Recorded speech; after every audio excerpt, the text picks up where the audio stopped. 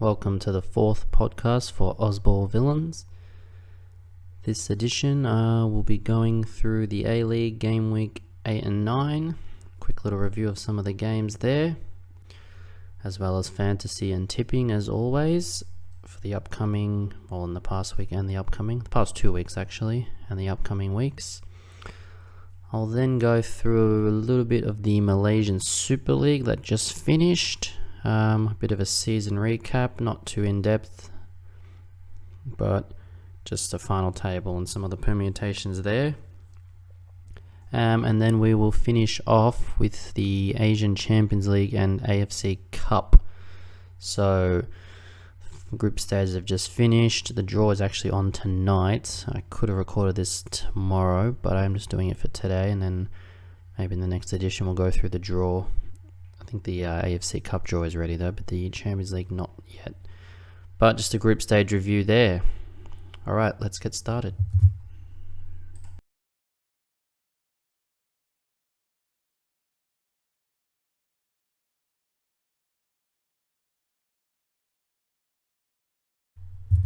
Okay, let's go through the A-League for round 8 we'll start with, which was now a couple of weeks ago. The first game was Western United 2, Brisbane Roar 1. So a bit of a surprise result there, given recent form. Brisbane did take the lead though with a Jay O'Shea penalty midway through the second half. And it did get a bit chaotic. Of course, we all saw the Aloisi kick, which got him sent off, second yellow, for a disallowed goal. He did claim it was for his celebration. Can't tell if he was angry or happy with that face. But they did end up getting one back with Pena from the penalty spot, and then a late Risdon header from a corner gave Western United all 3 points. So a bit of a surprise result there, considering they were languishing on the bottom of the table, had barely scored. So to score 2 goals against Raw, who are in decent form and a good start to the season. They did have a few players out. So it was Berenguer, Henry Hoare. So they are missing a few key players, the Raw. I still would have expected it to at least have been a draw. But no, a good result for West United. That can hopefully propel them up again. Even stats-wise, I think West United did play better overall. It was a good game, an entertaining game. So a very classic A-League game. So a good result, 2-1 to Western United. We then had Western Sydney Wanderers 1, Adelaide United 0. So an early goal from Dylan Piraeus was the only difference there. So again, another loss for Adelaide. Western Sydney Wanderers, bouncing back. Briante did get a red card towards the end of the game. I did expect them to win, especially at home. They have been strong apart from that victory game. I mean, 3-4 looks close on the scoreboard, but it was 4-1. I think Victory had that game. But to concede 4 at home, and I don't think they'd conceded before, or maybe 1. Another clean sheet at home, though. So yeah, a good result for the Wanderers there. They are back up. We'll check the table out later. And there is another game week to go through, so I won't go through the table yet. Next game was Newcastle Jets 2, Perth Glory 2. So again, we've said it, I think in every edition, Perth Glory just cannot win away from home. Very unlucky again at the end. There was a late equaliser, all started the stars, then Metolopoulos scoring again from the penalty spot. Taggart and Kolakovsky, 2 goals in quick succession early in the second half, and then a late goal from Bahaja to make it 2-2. So I've lost count. I think it's now 27. 1 win in 27. I think it was 26 last week, unless I was skipping ahead last week. Either way, it's 26 or 27 away from home. Yeah, as I say, it's like a broken record. We've said it many times before. I know it's tough all the way in Perth, but they really need to fix something there. At least a draw this time, not a loss against the Jets. So 2-2. Jets with that late equaliser. I didn't watch too much of this game. I think the Jets were the better side from what I saw and the stats. So again, just Perth away from home. They cannot they just can't win. So they're just going to have to rely on their home form. I think they have a victory coming up early in the new year, which I will be going to. So hopefully they don't win that one. But yeah, we'll see what happens. There's another game week after this, as I mentioned, but I won't spoil the result yet for another few minutes. Next game was Melbourne Victory 3, Sydney FC 0. So a comfortable win for Victory, I thought. Sydney FC didn't really look like they really wanted to play, especially for such a big match. I mean, they are just down this season in general, but in these sort of derby matches, you know, form goes out the window, and you'd expect them to lift a little bit. But yeah, that was a comfortable win for Victory. Sydney FC didn't have too many shots on goal. There was a few little chances, but I think it was comfortable for Victory overall. Another strong performance for Victory, still undefeated, so a great start to the season for them. Bornaroli scoring, worried he wasn't going to score again, and he finally scored in the 57th minute, and an assist,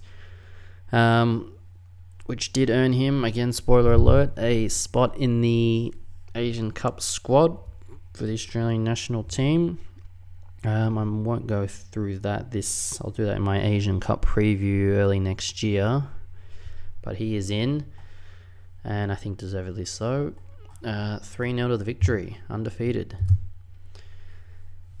Then it was Melbourne City 3, Central Coast Mariners 3. So another exciting game, especially for City. Similar to the MacArthur game, I think they won that one. This time another late goal. We'll start from the start. Chacolis scoring early. Chacolis, second minute. And then Angel Torres bagging a hat-trick. 2 goals, then an Arslan goal, but then another Torres goal, so a hat-trick. He is now in great form. He did start off very slow. We were a little bit worried about him.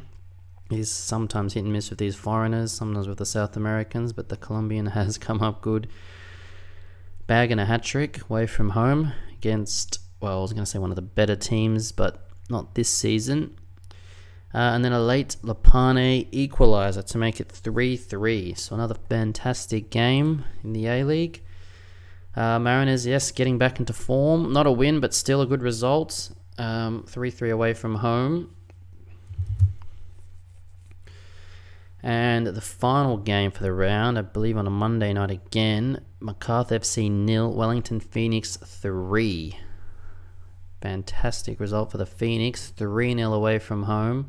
Kraev scoring late in the first half, and then Costa Barbarouses, 2 goals. He is in great form as well. And then a Davila, well, I wouldn't say a miss, another save from Paulson, 3 now for the season in the first 8 weeks. That is amazing. I'm not sure the stats on how many he've done in a season, but he'd be already up there after 8 game weeks.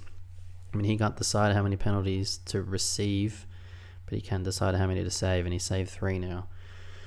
So another great result for Phoenix. And Costa, yes, in great form as well. Started off slow, but has done very well in the last few games. So 3-0 away from home for the Phoenix. On to the next week. It was Brisbane Roar 0, Central Coast Mariners 3 on a Thursday night. And 3-0 win for the Mariners. So again, 3 goals away from home for the Mariners. This time with a clean sheet though. Marco Tulio scoring. Angel Torres scoring again, as we mentioned, and then again. So 5 goals in 2 games for the Colombian. Amazing form. Tulio slowly getting, I mean, he's played all right. Just hasn't got the rewards on the score sheet. I think he got a few goals in the AFC Cup, but in the league now, that's his 2nd or 3rd. So he's back as well, and the Mariners are back. I'll get to the table later in the form table, but they are flying. They're probably mid-table by now, and they're doing really, really well. Raw dropping off. Again, those injuries may be playing a role in some of these poor results, so they would like to change those quickly. I'm not sure when they're getting those 2 players back in Hoare and Berenguer, but still they need to pick it up. Next game, Adelaide United 3, Newcastle Jets 1. Adelaide back with a win after a few sort of disappointing weeks. At home though against the Jets, that was expected. Ubasuki early goal. Clough from the spot. Halloran to make it 3, and then a late goal by a youngster Vidic to make it 3-1 to take away Gauchi's clean sheet. He did still get selected for the Asian Cup squad though, despite that. So 3-1 Adelaide. They are back in, well, I can't say form. It's an expected win against the Jets. They did dominate that game. 31 goal attempts, one of the highest for the season. So a comfortable win for United. Wellington Phoenix 2, Wanderers 0. Great results. Costa Barbarousis, again a late goal. I may have been speaking about the last game as if he had already scored. So again, mini spoiler alert, saying he'd played well in the last few games. That was factoring in this game, sorry. And Ben Old as well, 91st and 94th minute. So it was late, but a 2-0 win against the Wanderers. That was a good game, top of the table. Phoenix back on top, so fantastic result for them. Sydney FC 4, Western United 2. Sydney bounced back with a win. Western United couldn't capitalise on their last week's win. They did score at least now 4 goals in 2 games. They did score the first one through Angus Thurgate, but then Gomez, Lolly, Rodwell hitting them back.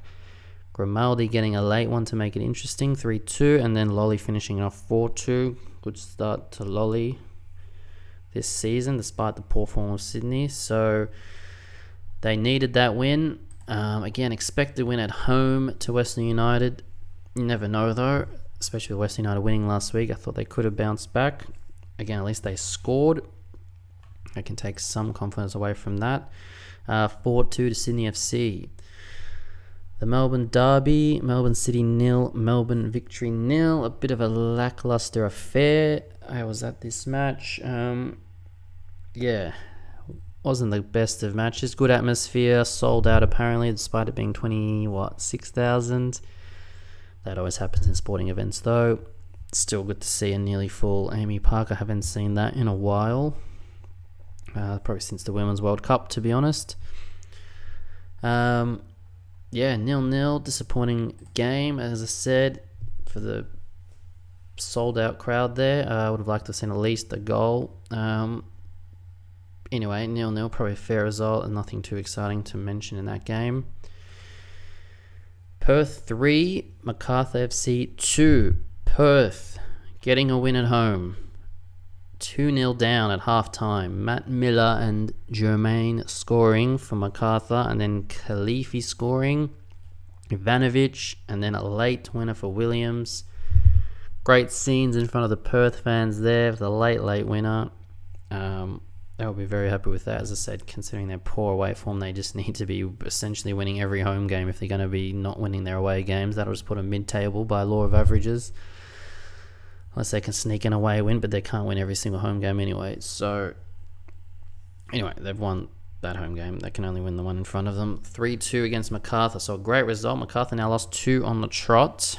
So, they've lost a bit of form there. We'll get into the standings now. Phoenix at top on Christmas. 20 points. Only conceded 7 goals as well. So, a great start to the season. Victory as well. Haven't lost yet, but quite a few draws, 5 in total. Same goal difference as Phoenix, 17 points. Third place, the Wanderers on 15 points. Up and down form recently. Macarthur and Brisbane, 2 of the ones who started off strong, now 4th and 5th. Still a good position. I think Raw would have taken that at the start of the season. 15 and 14 points, but both 2 losses in a row. And they've lost a bit of their goal difference there. Adelaide United rounding out the top 6, 13 points, finally with a win. City undefeated in the last 4, 2 wins, 2 draws, still got that negative goal difference. They're on 12 points in 7th position. The Mariners undefeated in their last 5 now, 11 points. Then we have the Jets and Sydney FC on 9 points. Sydney FC with that win, they're still down there, but at least they've won. They do need to make up a bit of their goal difference. Perth Glory with that win off the bottom on 8 points. Now Western United back on the bottom despite their win 2 weeks ago with that loss away to Sydney. Only on 6 points and negative 14 goal difference. They've still only scored 7 goals, which is 5 less than the team above them, Sydney FC. And they had scored 4 goals in the last 2 games. As we said, in the first 7 games, only 3 goals. So, very poor start for them. We will go through the fixtures a little bit later when I go through the tipping and fantasy, which will be coming up next.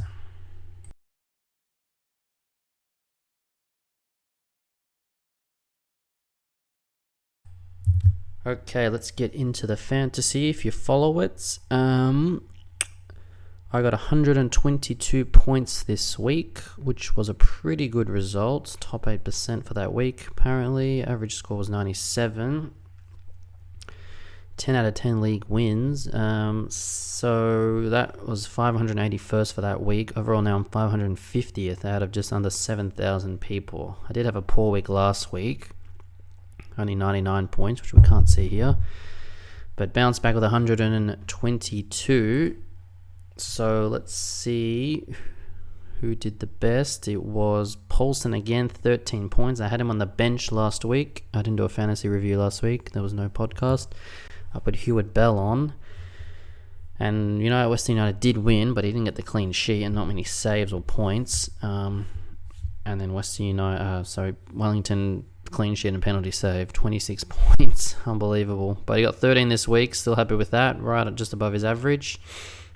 Popovic, 6 points. Russell now is not starting. He has now not started the last 2 or 3 games for Wanderers. So Bonatig played as well, though, who only played the first week, and I did have him, and then he got 11 points, but then I took him out because he didn't start. He played again, I believe, unless that was the week before. I'm going to have to suss him out if I want to bring him in for Russell, but I don't know if Russell's starting anymore. Nicolau also didn't even start and didn't even come on. And then Talbot, 8 points. So I've got a few headaches in defense. Talbot finally getting more than 2 points, so I'm happy with that. I need to look at getting rid of Russell. Not Nicolau yet, but maybe Russell. And he had to come on for that 1-pointer, which did bring his value down.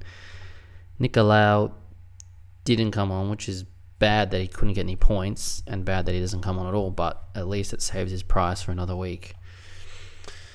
In the midfield, J. O'Shea, 9 points, one of his lows for the season. Clough, who I put the captain's armband on, 20 points, so that's up to 40 with a goal. Arslan, 7. On the bench, Joe Coletti and Danzaki, only 5 and 4 points. Midfield, not too bad. I did just bring in Coletti 2 weeks. He hasn't done much, but at least he's starting. I might look at, as I say, one of the defenders out and or Danzaki. Gomez, I was so close to trading out and even benching. Thankfully scored 15 points. McLaren has done pretty poor. Now Gomez has a better average than McLaren after all that. It's just McLaren he just doesn't get the points unless he scores. There's some strikers who still get the points, or some players in general, like Jay O'Shea doesn't have to score or assist, but he just always gets points because of his dangerous chances created and he's passing. McLaren is not that. He needs a goal to get the points. Tulio, 20 points. He is now in form. I wasn't going to trade him out, but it did look a bit precarious at some times. Wasn't getting enough goals or assists. He's now getting them. Well, a couple here and there. So 20 points for him. So as for transfers this week, I will have to look at anyone coming through, but I am tempted to, get rid of Danzaki and Russell at this stage. I have to do them today, actually, because there is a match tonight. So I will do them soon. Let's have a quick look at the player stats now. So Zach Clough is now winning. Fornaroli only getting 4 points. Zach Clough, 20 points. He's up to 140 in total. 1 above Fornaroli and 3 above Joe Lolly, who's got 36 points. So those 3, not comfortably up there. J. O'Shea is up there in 4th place. And then Angel Torres in some amazing form. 27.7 is last 3-round average, which is huge. He is now actually the most expensive player in the game at 691,000. So I don't think I'll be bringing him anytime soon. Paulson up again. Best keeper in the game by far. Tim Payne and I have a bit of a surprise there. 3 Wellington players in the top 10. Well, not a bit of a surprise though. They are playing well. They're just never really big. No, not many people know their players, to be honest, apart from the obvious ones. But Tim Payne, great stuff for him. Miliuznic and Arslan making up the top 10. Tulio actually up to 11th as well. So I've got a few of the top 5 of the top 11 players. So in terms of the 3-round average is something I like to look at now, because that's when you start to see form, and 5-round obviously. Angel Torres, Fornaroli still up there. He's hot and cold. We did suspect that, but still doing better than I thought after that 4-goal haul early, another 4 goals recently. Still up there obviously. Brian Kaltak, Daniel Hall, great form, coinciding with the Mariners form as well. Let's have a look at, which also coincides with form, is the Who's Hot. That is the prices going up based on the 3-round average. Angel Torres, as we said, 162,001 game week is crazy. That's the same price as some of the cheapest players in the game. He's just done that in 1 week. Daniel Hall, Costa Barbarousis, rewarded with his form, Arzani and Kaltak. So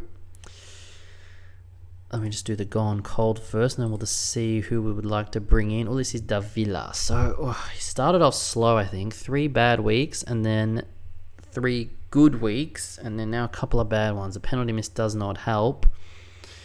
He's down 100k this week, down to 353. Tate Russell, 63 down. If I should have got rid of him last week, it's obviously obvious to say that now. I'm going to have to look at some cheap defenders to bring in, or who's got some which team has the easier fixtures. I mean, the A-League is not that easy, to be honest. Any team can score any week. It's not like the Premier League where there's a bit more of an obvious chance for a clean sheet. Even then, it's not guaranteed. It is sport, but I'll have a quick look at the fixture to see who I would like to get rid of. So I am going to do a little bit now here live. I won't actually make the transfer. I'm just going to go looking for defenders below 200k.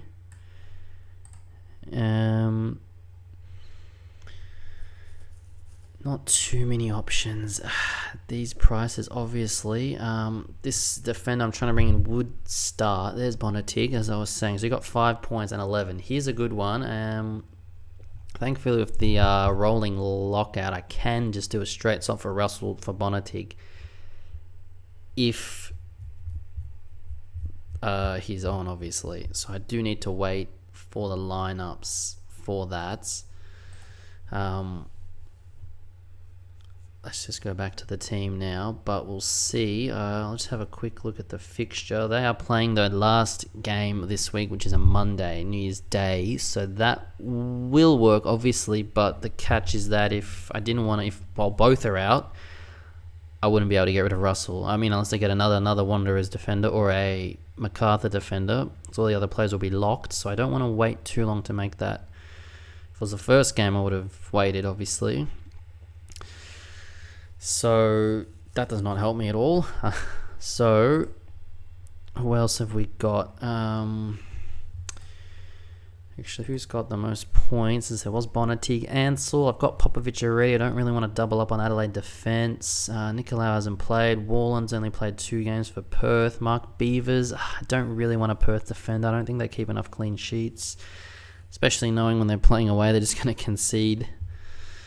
So there's not too many cheap defender options, unfortunately. So I'm going to have to think of something. Chapman is playing for Victory, 153. That's not bad of a shout. But apart from that, there aren't too many other options. Perth again, Latchman. I'll have to figure that one out later. As for the midfielder, any cheap midfielders to pick from? So Grimaldi getting 13 points. He doesn't start though. He did score. And Khalifi finally coming good. He was pretty high to start the season, 300k. It's always risky with these foreigners. Maybe at 153 though, and starting, you can't go too wrong. I mean, Danzaki has not done anything for me this season. No goal, no assist, just 4 points. Isaias, I'll do the average. I think Isaias is the top, yep, 5.3. I did bring in Khaledi, but he's only getting 5 points. Caceres, Tunnicliffe, playing a bit better. Thea Harris, still not starting. Marchand, defensive midfielder, no. Yeah, not too many. Maybe Khalifi. I'll have to look into that one. But again, at these prices, you're not going to get too many players. I can upgrade with the... I do have 45k, but I just want to have, at all times, 2 cheap midfielders and even 2 cheap defenders. So I've got the 2 cheap and not so scoring midfielders. Defender-wise, I did have that, but now I've probably got 4 actually who can score when they play. And I'm going to keep the strikers for now, but I'll do that a little bit later. Let's move on into the tipping now. I did have these pre-saved from before. I just do most popular tip as my auto tip, and then I change them later. So City at home to Raw, I do expect City to win. I'm going to put it by 2 goals. At home tonight at Amy Park. Raw, as I said, just sliding, injuries. Away from home, I think City will get the job done. Sydney FC vs Wellington. So, Wellington Phoenix, can they keep it going? I do trust them, but it is Sydney. I keep expecting them to come good, but maybe they aren't going to come good. I'm almost tempted to go draw just to be safe, but if the form the Phoenix are in, I'm actually going to go with the Phoenix. I'll leave it at that. That's Friday night. On Saturday, we've got the Jets at home to Western United. That should be a Jets win. They aren't that convincing, but Western United are even less convincing, so that's a Jets win. Victory in Adelaide, the original rivalry. Saturday night, I will be there. I am thinking that the Victory should win. Adelaide, with that win, I'm actually just going to put a draw to be safe. It is a big game, and again, a little bit of form may go out the window. Mariners at home to Perth in the classic New Year's Eve match down there at Gosford. Mariners win for me. Perth's way of form, there's enough to be said about that. I've ragged on about it. And the final game on Monday, New Year's Day, Western Sydney Wanderers at home to Macarthur. So a couple of weeks ago, I would have almost put it as Macarthur or a draw, especially with that loss for Wanderers against Victory and Macarthur just flying. They now lost 2 in a row. I think Wanderers will get that win there on Monday night. Macarthur do like a Monday night, but at home, I mean, they did lose the last Monday night, but I think we're going to go Wanderers. I always like to tip at least one upset, and I think I've gone for all safe choices. I did the most popular tips, and all I changed was the victory to a draw. I do want to change one more. I can see Sydney FC winning. It's just something about it. I want to put it, but I do want the Phoenix to win. Maybe I'll put a draw as well. And we'll see what happens, because it's a tough one. As for tipping though, I got 4 last week, which was probably my best round. I got the Mariners right, Adelaide United right, Sydney FC and City Victory draw. 23 points in total, puts me 188th out of 3,000, so pretty decent tipping so far. A lot of luck involved, I think, in these tippings, especially with football. You got to tip win, loss, and draw. There are 3 options. A week before that, I only got 1 point, so that was a bounce back last week. I think that's it for fantasy and tipping, acting as a little mini preview. I think that's it for Australia for now. We'll then move on after this.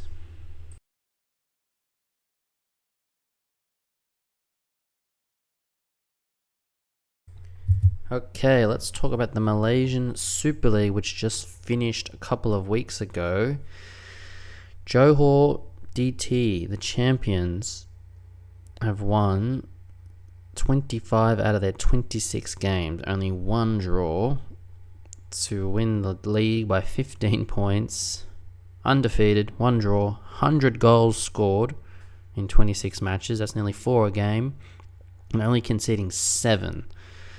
So a bit of a crazy season. They are essentially a one-team league. The last 10 years, they've won now, I think, 11 in a row. Since being overtaken by a rich Malaysian prince down there in Johor, which is on the border with Singapore.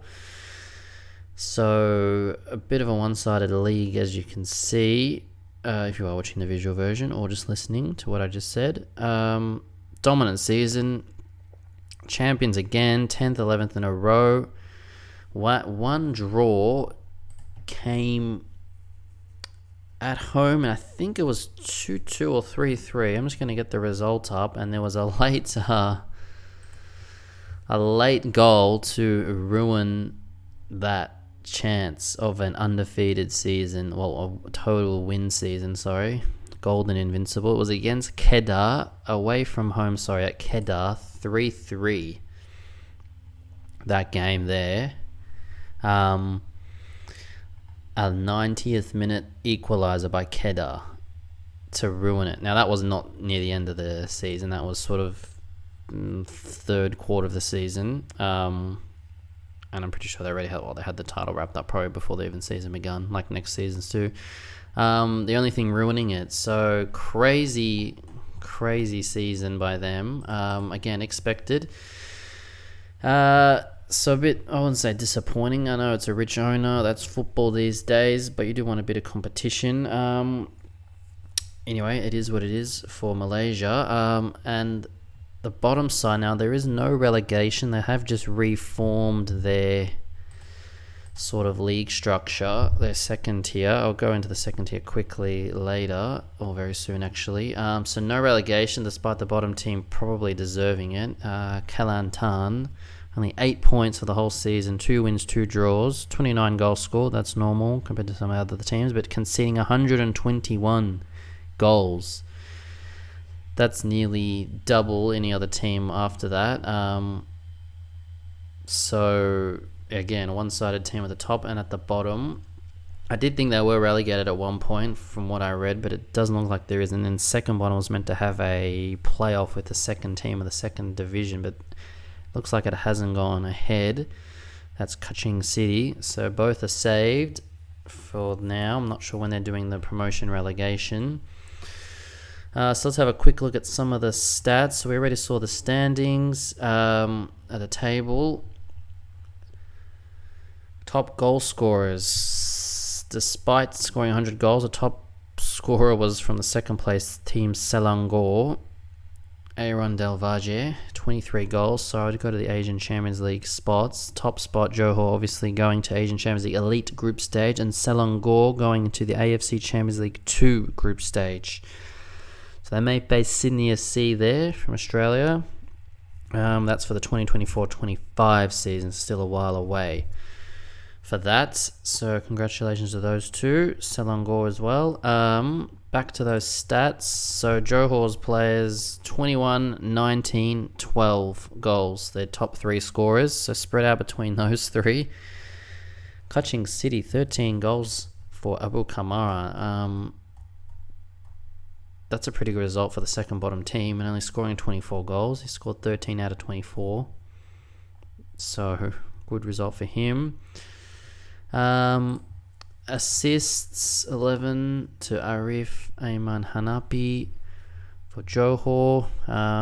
Quite a few hat-tricks, as you expect in this league. 19 clean sheets for the Johor keeper, Hazmi, out of 26 games. 2 red cards for Giancarlo Galufuoko, the Aussie. There are a few Aussie/Malaysian dual national citizenship players playing in this league. I'll do a proper preview come next season, like I said, for the J League and K League, and for some of these other Asian leagues. I'll do a proper team preview, player preview, stadium preview, which I said I like in terms of the ground hopping side of things. Shane Lowry is playing for Johor as well, just having a quick look.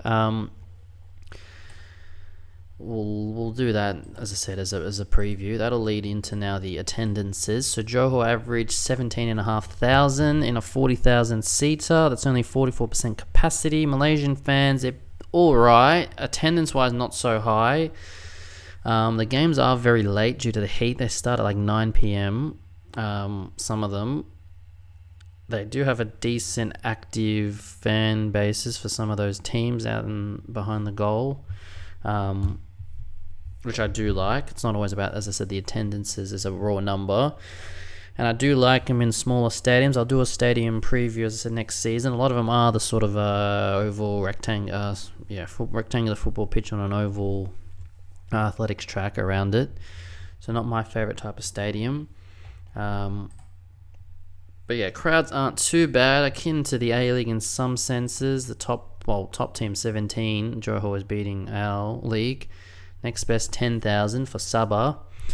You do go down low, and there's one team, that bottom team, 772 on average. Dedicated fans, they do want to see goals, I guess. Against their team. But yeah, I'll do a proper thing for the preview, attendance-wise. So it doesn't look too bad. Not as good as J-League, K-League, or China. But as I said, they do have a good fan culture there. So that is part of the experience, as I said, especially when it comes to the ground hopping thing that I would like to get into this podcast towards next year in my previews and throughout the season, of course. Malaysian Cup was also won by Johor this season. They beat Terengganu 3-1, who we know from the AFC Cup. They won that as expected. Not as dominant in the Cup. If we just look at the most recent years, Johor have won the last two, but it has been a bit mixed before then. Even when they did start dominating the league in 2011 or 12, they didn't win until 2017. Mixed between Pahang, Selangor, Kedah, Perak, Kuala Lumpur City as well. Overall, though, Selangor the most, 33 cups for Selangor. Again, Johor is a relatively new team. I think they did rebrand, though. Again, we'll do that in the season preview. They've won 4 cups in a few years. So that's it for the Malaysian Cup and the attendances in the league. As I said, the second division, there is no promotion relegation. There seems to be a relegation to the third tier, and that was Naga Ultimate Kuala Selangor, who finished second bottom, because the bottom team withdrew. They only got 3 points, scored 14 goals and conceded 100, matching Johor's 100 goals for. First of the table was a team called Immigration. So I did think Immigration were gonna go up, although again I must have got my information wrong. And then second place Kuala Lumpur Rovers was meant to have a playoff, but I don't think that's happening this season. Maybe next season. Second and third, as we said, Rovers and Harini now qualify for the Malaysia Cup for next season. I think the Malaysia Cup is not a traditional sort of cup. They only have 16 teams in it, so it seems to just be the top tier teams and some of the second league teams, or literally 2 in this case, to make up that. So not a full cup, which is why I'm surprised Johor didn't win more during their takeover. But I do like checking out these sort of leagues just to see how they do their leagues, their promotions and relegations, their cups. Gives Australia some ideas and just my general interest, especially with travelling there. So that's it for Malaysia.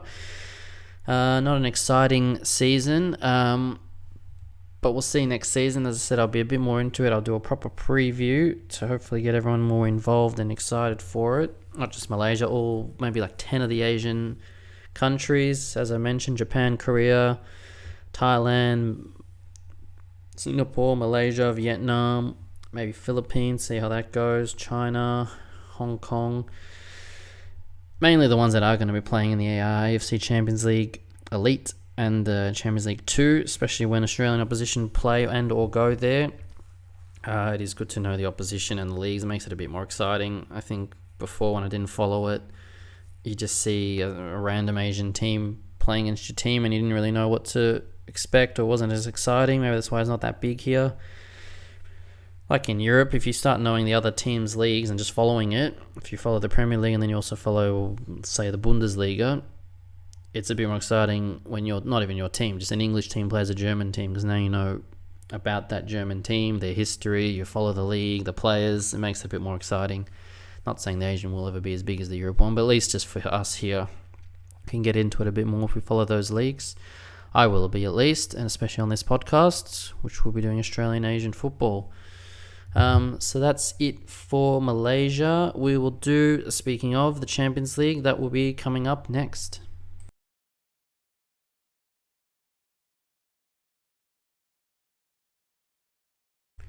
Okay, let's get into the AFC Champions League 2023-24 season, the last season before the reform where it becomes 3 tiers instead of 2, which is sort of exciting. I would like to follow all 3 tiers. I think obviously mainly focusing on number 1 and 2, the Champions League Elite and the number 2, whatever it's called. The 3rd Challenge League, we'll see how we go. There are lower leagues in there. It is still fun to watch, but I will be mainly focusing on the first 2. But anyway, let's get into this last edition. I won't follow the West too much, honestly. I do not know much about those teams and leagues. The West, so I think in the AFC Cup I'll follow a little bit more. I think there's different divisions like ASEAN and Central Zone and things like that, which I don't mind following the central ones like the Uzbekistan, all the stands, even India, but the West, Qatar, Saudi Arabia, these leagues, nothing against them, I just don't follow them. Even despite all the players moving to Saudi Arabia, when it gets to the final, obviously just check that match out, but I will not be going through those groups. So we'll just go straight down to Group F. Bangkok United finishing on top with 13 points, so very good results.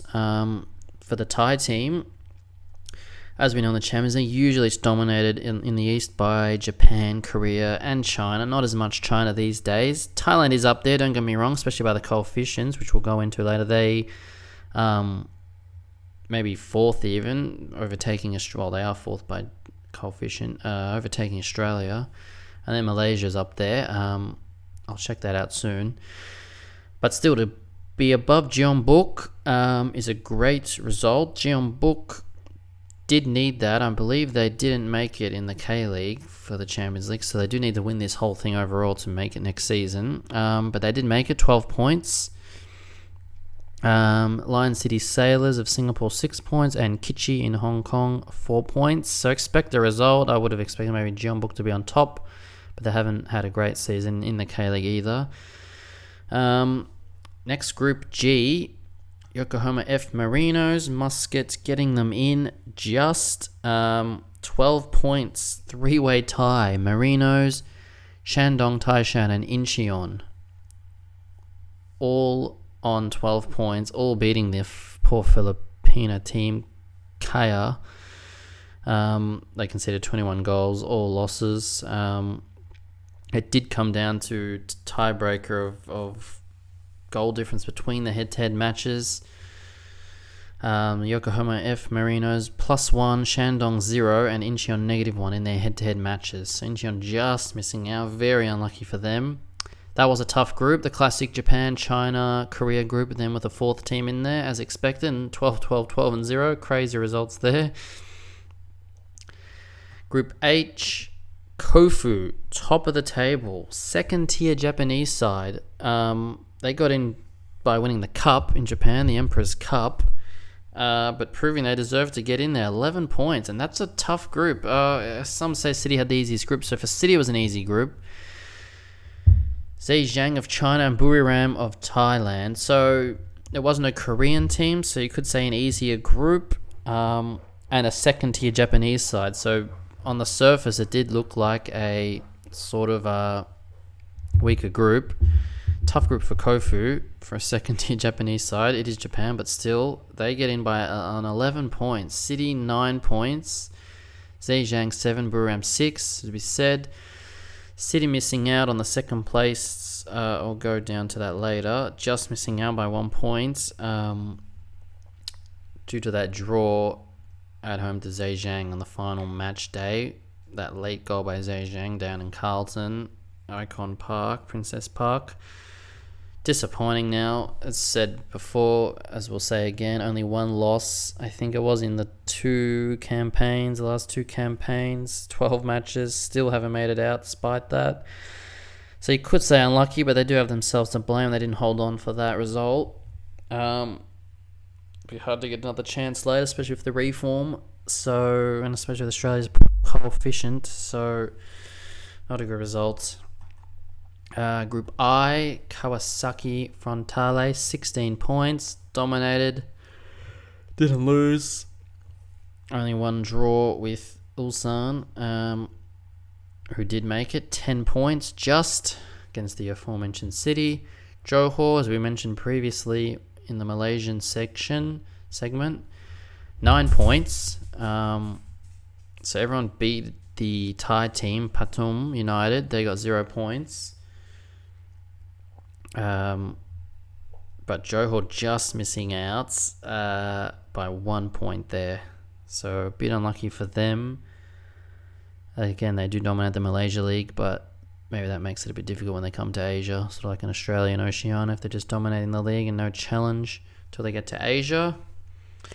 Final Group J, Pohang Steelers, 16 points, undefeated, comfortable group, surprisingly against the Red Diamonds of Japan, 7 points only. Hanoi, 6 and Wuhan, 5. Well done to Hanoi, Vietnam team. Disappointing by Urawa, only 7 points. So a bit surprising there. Again, that Korea, Japan, China league. Hanoi did well though. So as I mentioned, the second place sides, Shandong making it 12 points, Jeonbuk 12, Ulsan 10, Melbourne City 9 points. Missing up by 1 goal, 1 point and a couple of goal difference, and Euro are not even close. Well, close, 1 game off, but 7 points isn't a good look. So the qualified teams, as we mentioned, Bangkok, Yokohama, Kofu, Kawasaki and Pohang as the winners. The runners-up, Jeonbuk, Shandong and Ulsan. So we've got 3 Japanese teams, 3 Korean teams, 1 Chinese team and 1 Thai team. Now the draw is tonight. I would like to have waited a little bit to do this podcast for the draw. 28th December tonight, if that's still confirmed. It's alright, I'll just put out a tweet later for the draw. I'm excited to see who gets who. But yeah, I'll just talk about that later. I think the matches are played on the second week of Feb, the first leg. So still got a bit of time before those anyways, so no worries for that. I do want to look at the points now. I'm not sure this is updated actually. I think, is this the points? This may be the points just for this week. There is a good website actually. Maybe I'll bring it up later. For the next edition essentially, if we want to skip ahead a little bit now. I'm not sure how updated this is, but nevertheless, Australia does have a lot of ground to make up. I think we can get a maximum, some points from the AFC Cup if MacArthur and Mariners do well.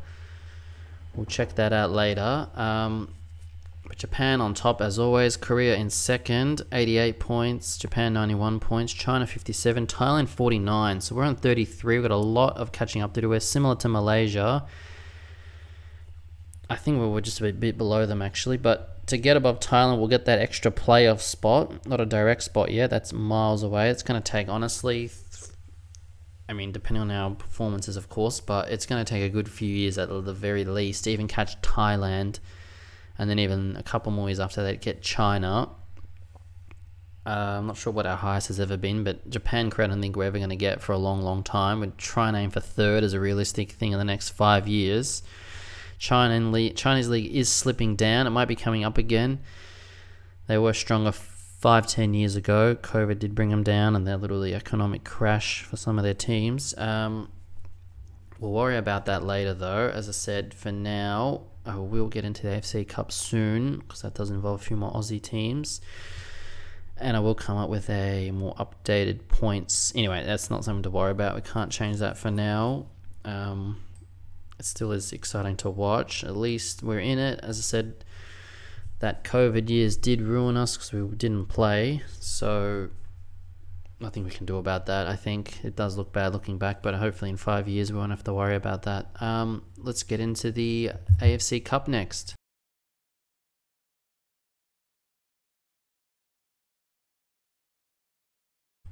Alright, let's get into the AFC Cup 23-24 season. Again, the final one before it changes into 3 tiers. I, as mentioned before, won't go into the West too much, so I'll skip A and B and C for now. Group D, I'll just go quickly through it. Odisha of India, top, 12 points. Bashundhara Kings of Bangladesh. Mohun Bagan, I think that's Kumdog's team. And Mazia of the Maldives, all missing out. That's sort of the south region, I believe it's called. Group E is the central region with the Stans team. We've got, Kyrgyzstan, Uzbekistan, Turkmenistan, all these teams. 16 points for Odisha. They made it through. Altin, Asir, Mumeri, and Ravshan all missing out. Group F, the one I'm a bit more interested in, with MacArthur FC topping the group, 15 points plus 18 goal difference. So they made out alive despite that loss to Phnom Penh. I believe it was 3-0 away from home. Phnom Penh also making it, 12 points. Cebu and Shan of Philippines and Myanmar, respectively, are out, only on 4 points each. So good result for MacArthur FC, making it through to the next round. It was expected against some of these teams. That loss against Phnom Penh made it a bit shaky, but they've gone through on top, so it's a great result for them. Same with the Mariners, 13 points, only 1 point above Terengganu, who they did draw with and lose against, So they had their number there.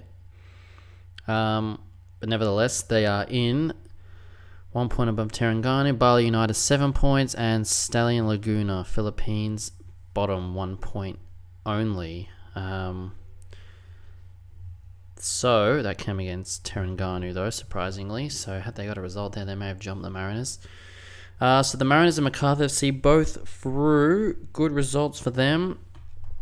Good to see. Best they can do in this cup. It is a bit exciting playing against these weaker teams just to get some coefficient points, some confidence, make us look a bit better. Although it was risky had we lost, it would have been very, very embarrassing. Group H, Sabah of Malaysia, 12 points, making it through. Hai Phong of Vietnam, 10 points. And Makassar, Indonesia, 10 points. Hugang United of Singapore, only 3 points. So Sabah making it as well for Malaysia. In Group I, which is again more of a, don't think we can get drawn in this group. It's the Taiwan, Mongolia, Macau sort of group. 12 points each for Taichung Futuro and Ulaanbaatar. Taichung Futuro getting in on a head-to-head goal difference, +1 against -1. Taiwan Steel 9 points and Chao Pak K 3 points. Macau. So I'll get into the fixtures. These draws are available already. Just checking again. Phnom Penh making it through as the best second place side. 12 points, only 4 goal difference above Terengganu. Unlucky for them. So again, the winners: MacArthur, the Mariners, Sabah, Taichung Futuro, Odisha, and Abdish, and Phnom Penh making it up. So that's 1, 2, 3, 4, 5, 6, 7 teams. So a very strange way of going about, as we're going to get into. Again, this is the last one. It is confusing though. So it goes zonal semi-finals, zonal finals, inter-zone playoff semi-finals, inter-zone playoff final, and then the main final. So if you are watching this on YouTube now, it is a lot easier because you can see the grid and where it leads to. It's a bit harder to explain with my voice, but I'll try. So the zonal semi-finals, we've got Central Coast Mariners at home to Phnom Penh Crown and MacArthur FC at home to Sabah. So those matches are the zonal semi-finals. They will be played in February. If we skip ahead to the fixtures, that is a one-off match as well, by the way, in Gosford and Sydney. So expected victory for both of these two sides. Phnom Penh Crown, as I said, aren't too bad. Same as Sabah, they did top their group, so they should get the job done. A one-off game can be risky. I was going to say maybe, usually the better side is better off over 2 legs. But away from home, the Australian teams do not do well in those sort of teams, so I actually would prefer this one-off match for my Aussie bias. So let's hope they can get the good job done. Yeah, 12th and 13th of Feb. I think the same time as the Champions League games as well. So exciting midweek matches for Asia. If they both win, they do play each other, which is good and bad because then assuming they both win the zonal semi-finals, they will play each other in the zonal finals. So if they both win, they play each other. That's guaranteed Aussie side into the next round. We're still only halfway there to the final, mind you. So good and bad, but it's the best case because, well, we're not in the other zone. We're not in the west zone, so it couldn't have been any other way anyway. Unless they put us in the different interzone, but we can't be for the same country. So assuming we win that, I think then there will be a draw that's required for the zonal finals. So we're going to come up against, and I have to remember, there's 7 teams to narrow it down. Zonal finals, I'm not even sure who it is. I'm just going to check now, but it is obviously going to be one of Odisha, Abdish, and Taichung Futuro of Taiwan. So 2 Aussie teams play. There will be one winner, so that will narrow it down to, so say we win our zonal semi-finals, that goes down to 5 teams. 2 Aussie teams play, one knocks the other one out. We're then down to 4 teams. I think then there is a draw between those 4. So let's say it's the Mariners. Mariners against those 3 teams, as I mentioned, the Indian, the Kyrgyzstan team, and the Taiwanese team. Still, they are, again, I don't know too much about these teams, again, just based off coefficient and that. Surely we're better than the Taiwanese team. Kyrgyzstan and Indian League, I said I do not know too much about them. I can have a quick look now at these points just to get an idea of where they rank. So the Indian team is 9th on the west side. They have 23 points compared to Australia's 33. Now, it's not a great way of measuring it, but just to get an idea, if they were top like a Saudi Arabia with 93 points, then you know we'd have to be worried, or if they're a bottom one. I actually have to go to the Challenge League page here quickly just to see the points for these other teams. So we'll do the Kyrgyzstan one. They are pretty low. Now, this is, again, maybe because they just haven't played. Not necessarily that the league is strong a week. Well, it wouldn't be that strong, but they're only on 4 points. The 19th best league, apparently, in the West. So surely we get a result with there. And then the Taiwanese is even lower. 16th ranked on the East and only 2 points. Again, assuming these points are accurate, but it's just giving me an idea of where they stand. Again, it does depend how many times they've played in these competitions. It's not an actual ranking system itself. Still, on paper, you think would be favourites to almost go all the way. I think the harder games are actually these Phnom Penh and Sabah, if I say so myself. Again, not knowing much about these other teams and leagues. That zonal final, mind you, against hopefully the 2 Aussie teams is 1 leg as well. Then it becomes 2 legs in the interzone playoff semi-final. So, again, going to an India, a Kyrgyzstan, or Taiwan, not too bad. Kyrgyzstan might be a tough place to travel to. Double-legged, and then playing another one of those 3 teams in the interzone playoff finals. Double leg as well, before going to the main final against the best team in the West. Now, their one is a lot easier. There's only 4 teams, double-legged, down to 2 teams, double-legged, and then they go straight to the final. So they only have to win. Okay, it's double-legged, but in theory, they're playing 1, 2, 3, 4 matches to get to the final. The ASEAN zone are playing 1, 2, 3, 4, 5, 6 games to get to the final. And I think that final is held in the West anyway. anyway, we'll see if we get to that. That's still a while away. It is very confusing, but again, I think it's going to be definitely different next season round. I will do that in a sort of preview for next time. Champions League 2, as it will be known as. Hopefully it's a bit more of a traditional group stage. It does look like it by the template. 8 groups, top 2 are making it. And they all seem to be in the same sort of ASEAN and all that split.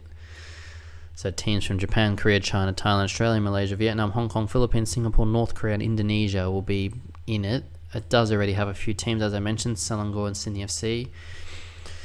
There will be Japanese teams, though, and Korean. So it's going to be strong. I think currently those Japanese and those top teams don't play in that AFC Cup. So it is going to be a proper tournament, and I'm looking forward to it. I wouldn't say more so than the Elite Leagues. The Elite League I'm not into because of the way that the format is. There's not group stages. A league, 12 teams. You only play 8 of those teams, I think, or 7 or 8 of those teams, or you being one of the teams. I do not like that setup at all. So I will be interested in this Champions League 2 a lot. Again, we've already got Sydney FC in it. It will be pretty tougher than it is now. This is probably the best chance for the Australian teams to make it, especially with 2 of them already through. So I will be watching that with interest this season and next season. And then, as we mentioned, the Challenge League, I'll try and follow it, but we've got teams from... we do have one AFC Champions League 2 qualifier loser, but that again is... Well, at least it's from one of the leagues I will be following. Could be potentially a Vietnam, Hong Kong, Philippines, Singapore, Indonesia league. I'm not really following the North Korean league, but maybe I'll have to. But then you've got Myanmar, Cambodia, Macau, Taiwan, Laos, Mongolia, Brunei, Guam, Northern Mariana Islands, and Timor-Leste. So we're going very, very low in the rankings. Reminds me of the old Australia and Oceania days, set of national team, club league, sorry.